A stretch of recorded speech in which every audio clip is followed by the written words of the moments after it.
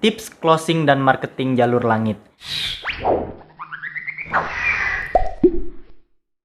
Hai, assalamualaikum warahmatullahi wabarakatuh kawan-kawan sekalian. Selamat datang kembali di channel Zahir Official.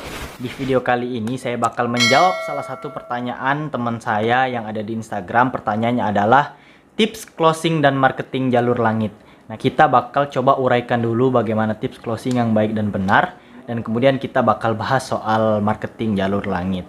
Nah, ketika kita berbicara tentang closing, tentu kita harus sudah clear dulu tentang produk. Kita harus tahu apa yang bakal kita jual. Produk kita itu produk seperti apa.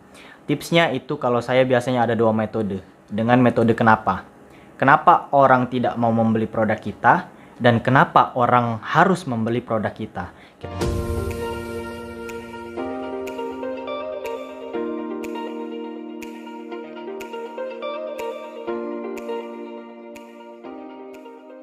Kenapa orang tidak membeli produk kita? Biasanya ada 3 item yang membuat orang tidak membeli produk kita. Itu diantaranya pertama, mereka tidak mau memakai produk kita. Itu yang pertama. Nah, kemudian kalau teman-teman sudah tahu alasannya, kenapa orang tidak mau membeli produk kita, disinilah kita harus mendalami lagi keunggulan dari produk kita. Bukan soal harga, tapi keunggulannya. Apa alasannya apabila orang membeli produk kita? Apa yang kita bisa tonjolkan, apa yang bisa kita tawarkan. Jadi silahkan kumpulkan sebanyak mungkin apa yang ada di benak market, apa yang ada di pikiran market, list, dan kumpulkan sebanyak mungkin apa yang kira-kira menjadi pertanyaan mereka. Apa alasan yang membuat mereka tidak mau membeli produk kita. Ketika teman-teman sudah mengumpulkan semuanya, barulah teman-teman berpikir kira-kira produk kita apakah bisa menjawab semua yang ditanyakan oleh orang lain itu. Itu yang pertama. Kedua, mengapa orang tidak membeli produk kita? Alasannya adalah karena faktor internal. Nah, faktor internal ini juga harus kita gali.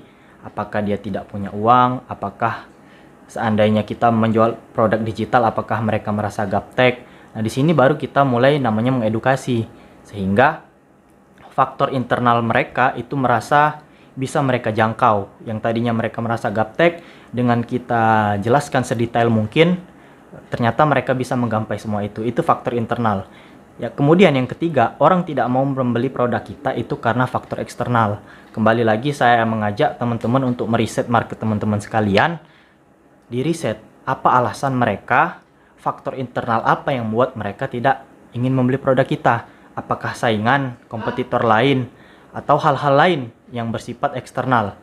Nah, di sini kita harus jelas. Yang pertama, kenapa mereka tidak mau membeli produk kita? Yang kedua, faktor internal yang membuat kita tidak mau membeli produk kita. Kemudian yang ketiga, faktor eksternal yang membuat mereka tidak mau membeli produk kita. 3 unsur ini harus teman-teman kumpulkan.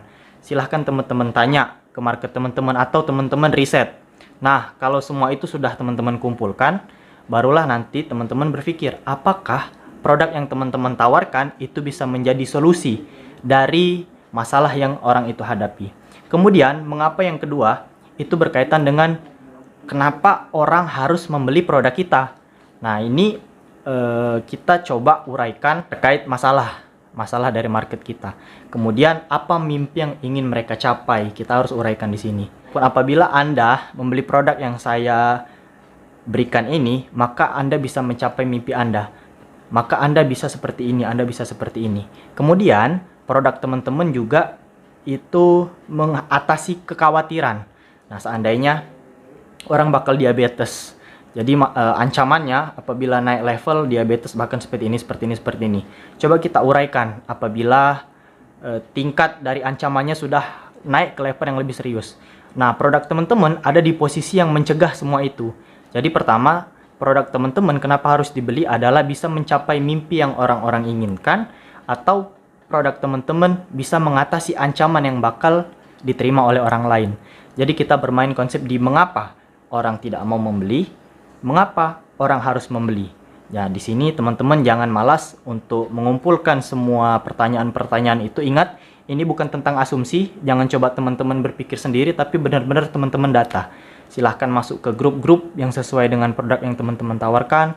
Tanyakan kenapa orang-orang tidak mau membeli produk teman-teman. Jika teman-teman sudah sering berjualan, maka teman-teman bisa mengumpulkan pertanyaan apa saja yang sering mampir dan membuat orang tidak mau membeli produk kita. Ingat teman-teman, bukan soal harga.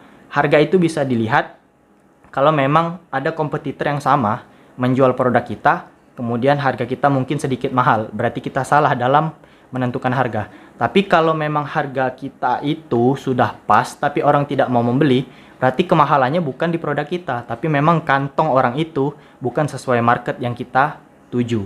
Nah, di sini harus clear dulu. Kemudian berbicara tentang marketing jalur langit. Saya ingin kasih tips langsung saja kalau memang teman-teman mau mengamalkan apa yang saya amalkan. Saya dapat informasi ini dari salah satu habaib namanya Habib Muhammad, dan ijazahnya itu sering diamalkan setelah sholat subuh dan setelah sholat maghrib. Amalannya adalah dengan membaca innallaha wa malaikatahu yusholluna 'alan nabi ya ayyuhallazina amanu shollu alaihi wasallimu taslima. Kemudian membaca Allahumma sholli alaihi Allahumma sholli alaihi sebanyak 100 kali. Jadi sedikit ya amalannya. Innallaha wa malaikatahu yusholluna 'alan nabi ya ayyuhallazina amanu shollu alaihi wasallimu taslima. Allahumma sholli alaihi Allahumma sholli alaihi sebanyak 100 kali. Dipakai setelah sholat subuh dan setelah sholat maghrib. Silahkan teman-teman amalkan. Yakini berkat barokah dari sholawat Nabi Muhammad, insya Allah teman-teman bisa menggapai hajat yang teman-teman inginkan berkat barokah dari sholawat Nabi Muhammad. Semoga kita semua tergolong umat Nabi Muhammad dan kita bisa mendapatkan syafaat di yaumil akhirat. Itulah yang sering saya amalkan. Semoga teman-teman juga bisa mengamalkan ini. Usaha tetap kita lakukan, tapi ikhtiar jangan sampai teman-teman lupa. Itulah beberapa tips hari ini tentang closing dan tentang marketing. Semoga bisa membantu teman-teman sekalian. Saya Zahir Fadlu Minallah. Untuk yang baru mampir di channel ini, jangan lupa untuk subscribe.